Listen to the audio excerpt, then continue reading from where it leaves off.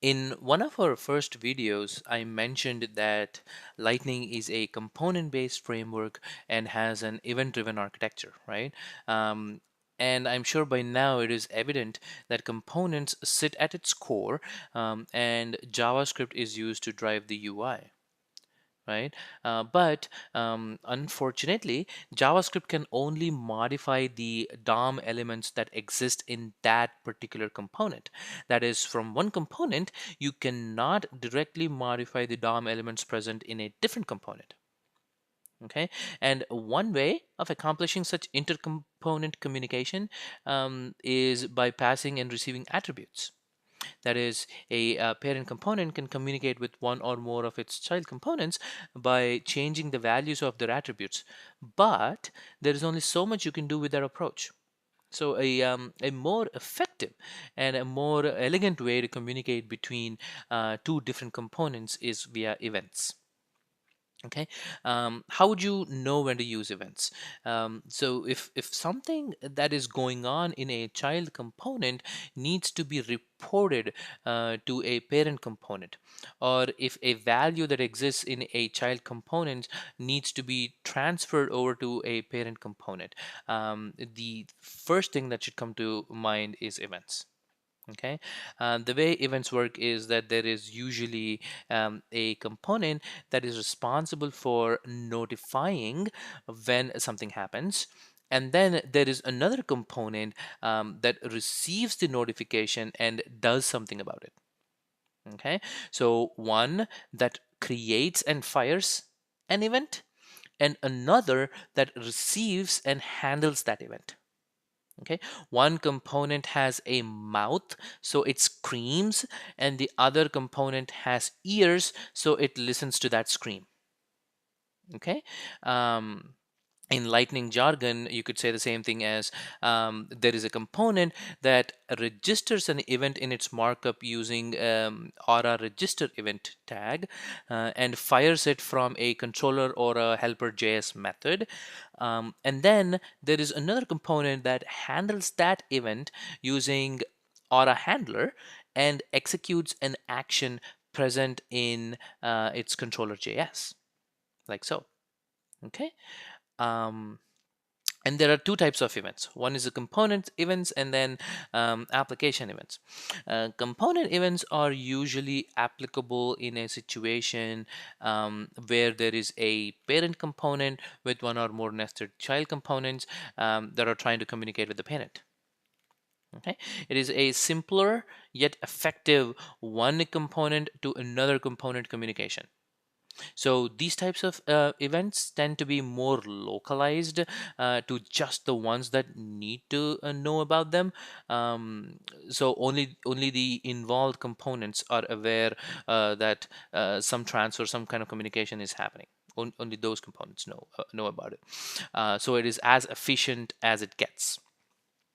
Application events, on the other hand, go to all components, even if only a few components actually handle the event. So they kind of broadcast the event. So needless to say that they can slow things down. They're best suited when the components that need to communicate are in totally separate parts of the application and have no direct containment relationship. Okay, something like navigating to a specific record, or perhaps tracking app level activity, if you will. But from my experience, a requirement that warrants an application event is quite uncommon. So always try to use a component event instead of an application event. It is more efficient that way. Um, this is not my own recommendation. This is what precisely Salesforce recommends as well. Okay, let's see them in action. Okay, here's the objective. Remember the um, accounts component that we built in one of our earlier videos. What I would like to do is I'd like to create a checkbox in one of these cards, and I'll select one or more of these accounts cards, and then report the total number of selected accounts here up on the top. That's the objective. Okay, select how many are you selected. Just show that number here up on the top. What is the complication? If you remember, the way we designed this particular app is there is an accounts app, which is like the outer shell. That accounts app has a child component which toggles between the selected UI layout. There's a account cards layout, and then there is an account table layout, which are two separate components. These two components are housed in accounts component, and in cards layout, there is this card is one component called account info. It's a detailed component that we created. So there is accounts, which is a grandparent, and then there is account cards, which is a parent, and then there is account info, which is a grandchild, if you will. Right? Let me show that to you here. So accounts app has accounts component, and accounts component has c dot account cards or account table. Let's just focus on account cards for now. So account cards is a child of accounts, and if you look at account cards, we have embedded or nested account info component right in it. Okay, and account info is the lightning card that we're looking at right here.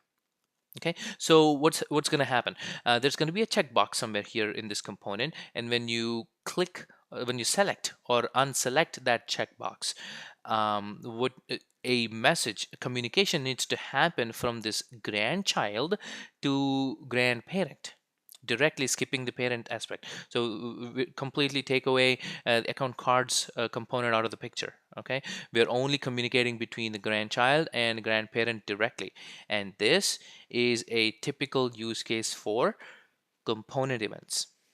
Okay, um, let's see that in action. Let's do it.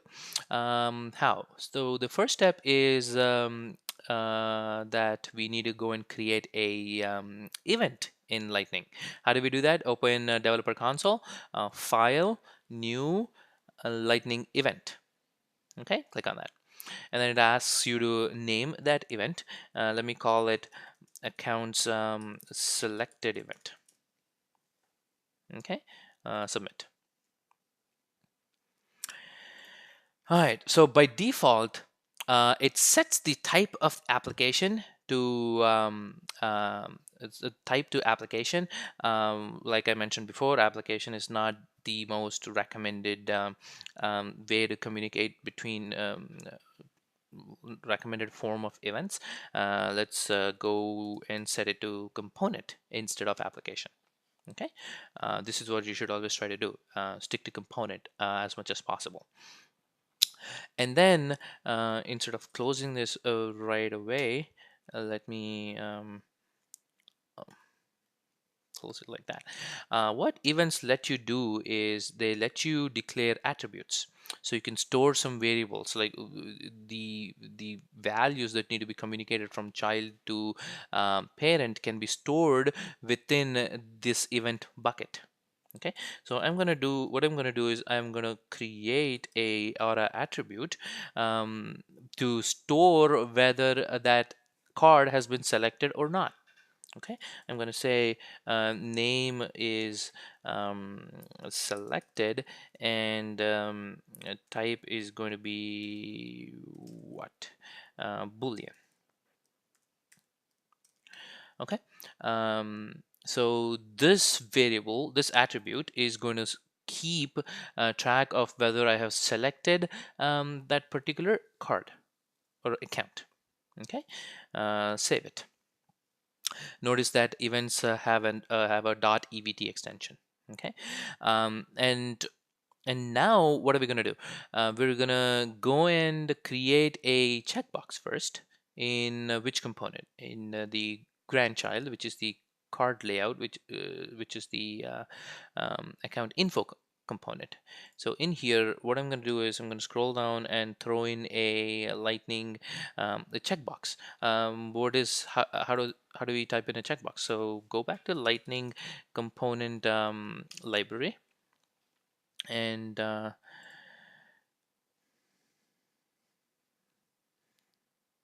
let's look up something called lightning input.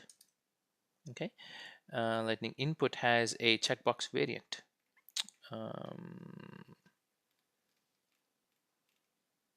There, checkbox variant. So I'm going to take the basic option, the first option.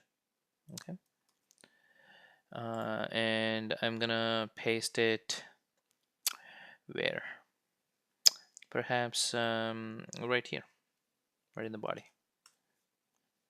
Okay, and I'm gonna label it. There's not gonna be a label for now, and then the name is gonna be any name. Let me call it select account. And then I'm going to set by default the checked parameter is going to be false, and I also know that this particular base component supports a unchanged event. You can specify what should happen when somebody changes this particular checkbox value, and for that I'm going to pass in a method which is our controller.js method, c dot. Um, um, I'm gonna call it toggle selection. Okay, when somebody checks on unchecks, this is the event that fires, and this is the method that is triggered. Okay, I'm gonna save it, and let me now implement. Oh, before that, let us like I mentioned, the notifier component, and which is the notifier component here, the one where the action is actually happening, which is our account info component. So this is the notifier component. So we should register the actual event that we just created for it to work. So first we need to create the event, keep it ready, and then in the toggle selection method, we are going to fire that event that we have ready. Okay, I'm going to show that to you now. So I'm going to register that event, or a register event, and the name of the event is going to be I usually keep the name of the event that we created as the name. So let me first type in the type. So it takes the name and takes the type. Type is what? It has to be C colon namespace. Anything before colon is namespace, and we don't have a namespace, so I'm gonna we have to default it to C. C is the default namespace. So C colon. And what did we call our event? It is called accounts selected event, right? So I'm gonna accounts selected event, like that, and I usually copy that and paste it for the name also. I use the same name. Okay, so I've registered the event here in this component, and I also have an on change. I've also added a checkbox to my lightning card, and I've also specified a on change method. So what should I do? I should now implement this method. What should happen when somebody checks out and checks that checkbox, right? So I'm gonna go here, and I'm gonna do a comma and toggle selection function, right? Um, and I'm gonna take this three component event and helper. Always try to include the three, whether or not you need them. It helps. Um, so in here, what should we do? We should first get the value. Did we check the box or did we uncheck the box? And in one of our earlier videos, I mentioned that if you'd like to know which button was pressed, you would do that through event, the event parameter there. Okay, so I'm gonna do event dot get param. So this will give us the parameter of the actual element that fired this particular method. In our case, it's going to be that checkbox. And which parameter of that checkbox do we need? The checked parameter. Okay, and I'm gonna assign this to a JavaScript variable, and I'm gonna call it selection, or I'm just gonna call it selected. Okay, selected. And then for debugging purposes, let us do a console.log. I do that usually, and then I'm gonna grab that value and paste it equals that, just to show a message in browser log that the actual value is being captured. And now what we should be doing is we should get the event that we have registered on the page and then fire it, okay, from the toggle. This is the one that is screaming that, hey, somebody has clicked me, do something about it. Okay, so the way to do that is component.get event and the name of the event. What did we name our event? um, it is this name. Okay, um, and go back to the controller, and I'm gonna say in double quotes like that. So get that event, and I'm going to store that in a JavaScript variable. And even here, I usually give the same name, but just change the case. It is case sensitive, so these two are technically different. Okay, so accounts selected event is component.get event, the name of the event that you have included in your markup under the RR registration tag. Okay, and now that you have this variable, I'm going to copy that, and I can set parameters. Remember that our event has one parameter called selected. You could have as many as you like, and any type, and you can now, just like how we in the past we have set parameters for a Apex method call, you could use the similar logic to set parameters for an event as well. Okay, it accepts a JSON object, and selected is the name of our attribute in our event, right there, selected, and that the value that we are providing it with is also called selected. That somewhat ambiguous, but I hope this doesn't confuse you. This doesn't have to be the same, or let me just call it selected value just for disambiguation, just so you don't get confused that they should be of the same name. So I'm going to call that selected value, and that is a selected value, and this will be selected value.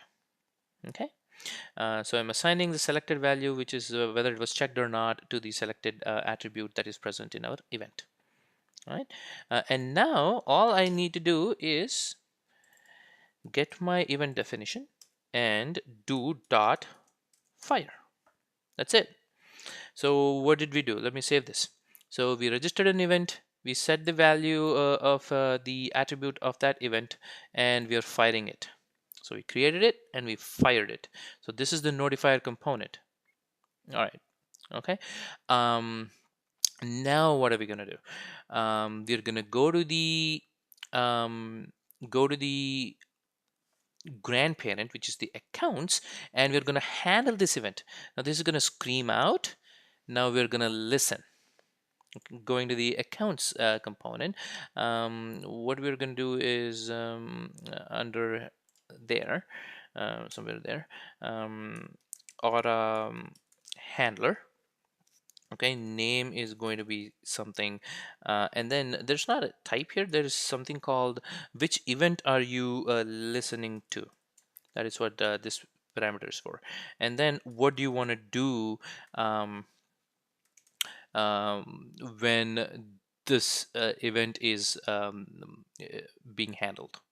Okay, so the name, it is important to name it exactly the way we named it in our notifier component, which is account info. So the name has to be the same, needs to match one to one. Okay, that is the name of the event. Okay, and the type should also match one to one with the event. The type is in the register event. This needs to match one to one with the event attribute, the event parameter here. Okay, um, and then the action is going to be do what, like what are we trying to do here? We don't know. Let me just what is the purpose? We're incrementing a particular count, so we're counting the number of records selected. So let me just call it count, accounts. Okay, that is the method that will be called once that first event has been fired. This is the receiving end of it. Okay, you're handling that event. Name must be same as the name that you specified at the time of registering that event. This event should be exactly the same as the name that you provide under the type, and action is something that we're yet to define. Okay, and now because we're counting something, let me create an attribute that um, stores our count. Okay, I'm going to call it count, and type integer, and default is going to be 0. So we have an attribute ready for us to keep track of the count. Okay, I'm going to save it, and what should we do now? We have defined our handler, but the only thing left is to implement the actual count accounts method, right? Let me go to controller and comma, do that, function, and let me copy those three guys over into function. Okay, now we're ready to implement count accounts. All right, so the first thing that I want to do is somehow we need to get the remember in accounts, when we are firing the actual event, we are even setting the parameter whether it's been selected or not, right? So we know if we can read this value, we will know whether to increment or whether to decrement, right? So so the way to get the value is again event dot get param. Okay, what is the name of the parameter? It is called selected, right? Let's just make sure the name of the parameter is selected. Yes, so I'm gonna capture this into a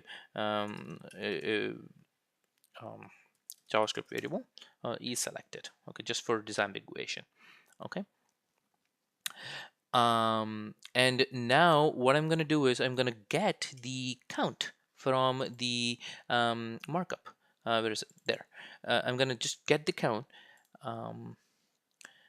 and the way to do it is component dot get what, v dot count. It's an attribute, so it has to be preceded with a v. Okay, and this is let me call it current count. Right, I'm getting that the value now because we need to increment it. If you've already selected 3, it is stored in that count, and then you select a fourth one, 3 needs to be incremented to 4, right? So you need to get the current count from the markup, so we're doing that like so. Okay, and now if is selected is true, okay, what should happen? Current count plus plus. Okay, let's do that. And otherwise, let's do current count minus minus. We're incrementing it if you've selected it. If you've not selected it, then we are decrementing it because you've unchecked it. right? So and then well, just let's just have a validation here. If the current count is ever by any chance less than 0, then a current count must be 0. Okay. um, and now what's the last step? We have computed our count. Okay, we have now accurately computed what our count should be. The last step is going to be assigning this new count value back to our count attribute. Okay, how do we do that? Component dot setting what? V dot count to what? Current count. That's it. That's it. So let me do a console.log event here. Console.log. I'm gonna say oh,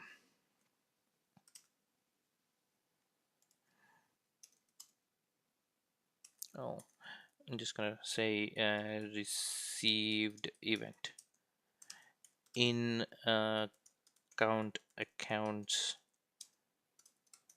method. Okay, let me save that. That's it. Let's refresh our page and see what happens.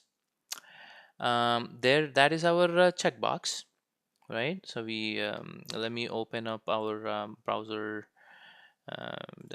console and let's see what happens. Let me select. Oh, we missed to include the count on the UI. So one last piece to the puzzle. In the accounts .cmp in the markup, we're not displaying the count anywhere. Let me pick where. Right by the table somewhere. Um, Maybe um, here. Let me just dump it directly. v.count, or let me just say selected number of accounts selected, like so. Okay.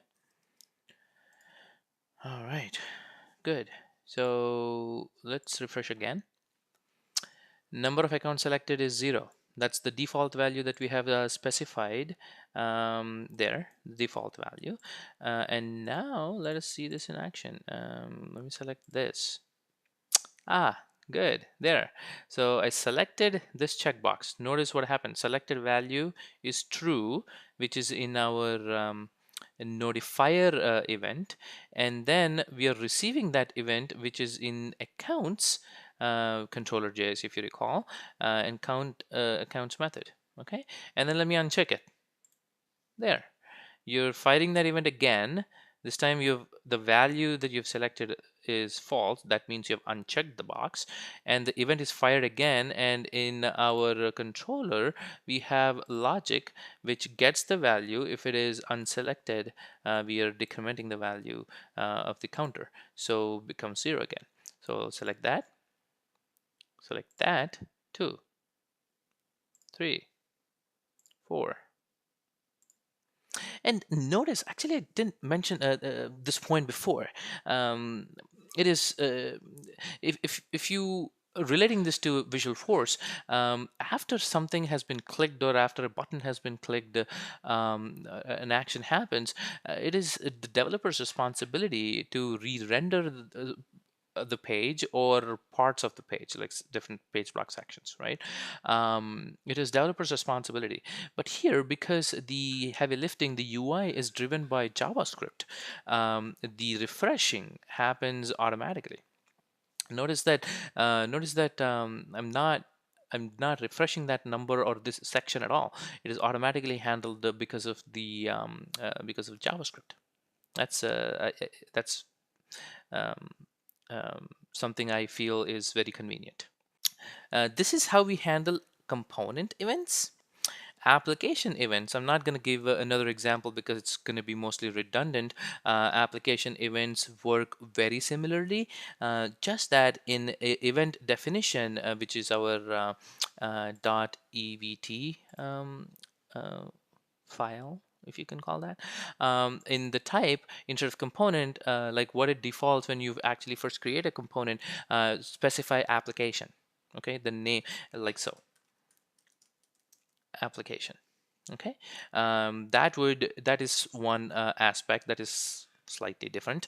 And another important thing to remember is when you are implementing the handler for an application event, when you're only not a handler of an application event, do not specify the name part. This, if you give it a name, the application event will not work. It won't fire. Okay. um, you should ignore this particular piece. Include a name only in component events, not application events. But other than that, application events work just like component events, which we have just seen. Okay, great.